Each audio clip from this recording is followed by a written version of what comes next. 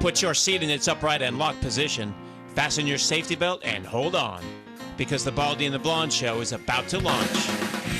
Broadcasting live from the Booth of Truth in the WGSO studio in the heart of New Orleans, your hosts for an hour of power, Tom Coates and Michelle Godin. Oh, Shelly, Blondie is sick today, but Gary Johnson is on the way. What the hell am I doing singing? Beautiful. You call that singing? Well, that's why it's usually... I'm sick, too. That's why I can't sing. I really have a great voice, but I'm sick today. I was going to sing, I can't really sing today. Mardi Gras took my voice away.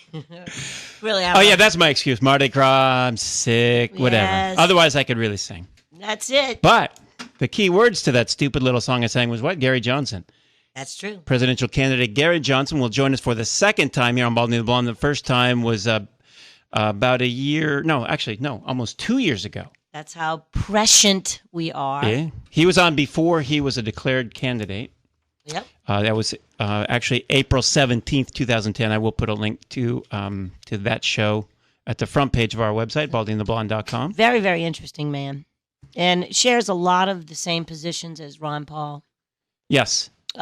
Few distinctions. We'll get into that. But he's also climbed Mount Everest as a triathlete. Very successful governor. I've done of that a few Mexico. times. It's not that big of a deal. Right. I was sick, though. I couldn't do it a third time. Governor of New Mexico twice. Yeah, I was going to be governor, too, but I didn't want to do that. Cut the budget. Good looking, too. Yeah, I was going to be good looking, too, but I decided not to be. Don't make me laugh like that. No, this guy's a stud. He really did climb Everest. And I'll just tell you, ladies, he is a stud. He actually looks like a little bit like Harrison Ford, and I asked him I asked him if he's been mistaken for him, and actually that has happened. He's a lot younger and a lot studlier than Harrison Ford. Yep. But he's an Ironman triathlete, has climbed Everest, was a two-term governor of New Mexico, a Democrat state, and he was a Republican that was vetoing bills left and right, balancing the budget, cutting the size of government, and was enormously popular there. And yet he couldn't get a moment to speak at the Republican debates because he started off as a Republican presidential candidate. Right.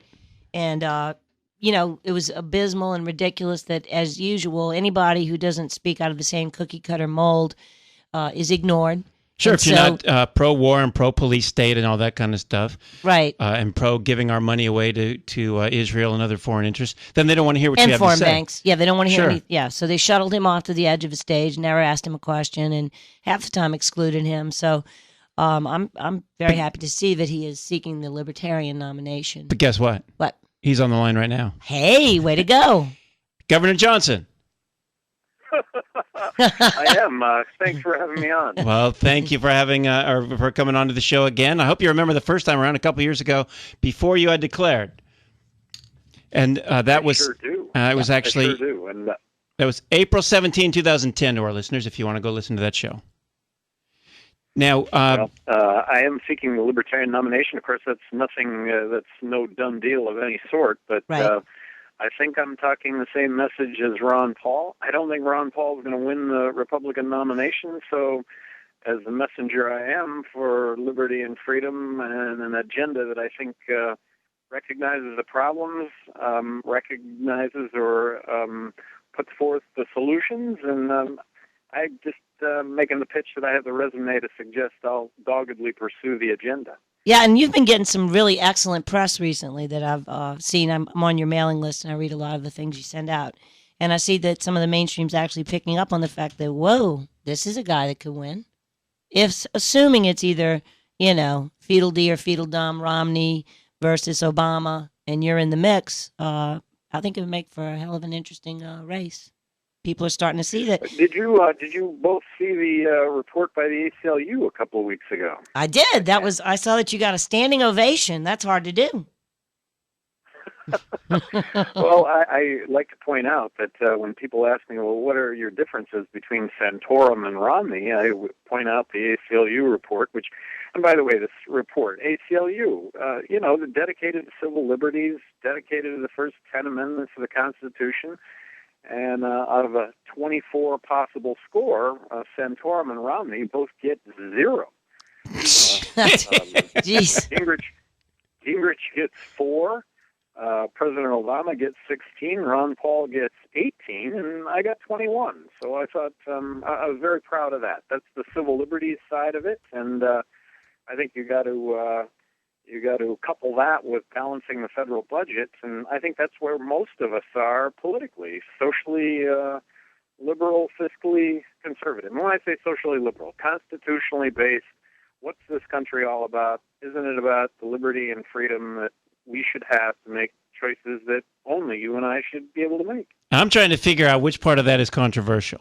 Well, And why is it that the Republicans don't take somebody like this seriously enough to ask him, more than about 2 questions in a so-called debate? you have to scratch your head, because if you want to say where is the political enthusiasm in this country, clearly it is centered around the libertarian message. You, Ron Paul, and yet the Republican Party seems to want no part of it, and not only that, but to actively discourage young people, the future lifeblood that could be their claim to fame in the future. They discourage them from participating. Right. Notice that if you're a former governor of like Texas or Arkansas or Massachusetts, for some reason they think you're great and viable. But if you're a former governor of New Mexico, for some reason they kick you to the curb. You mean the press? Well, yes. And it is about a message, and I think when it comes to communication, that you and I, as individuals, we've got to hear it from more than one source before it really starts to resonate. And so when you have everybody on stage talking about the same thing, as opposed to Ron Paul, and when I was there myself, I think if given the opportunity, the whole stage would be full of libertarian-minded Republicans. I just think I'm really glad to be running as a libertarian. This is a permanent move for me. I think Libertarian Party really takes the best from both parties. Yes. You know, the old saying, if when you were in college you weren't a Democrat, you didn't have a heart. And if in later life you weren't a Republican, you didn't have a brain. I think libertarians kind of combine both the heart and the brain.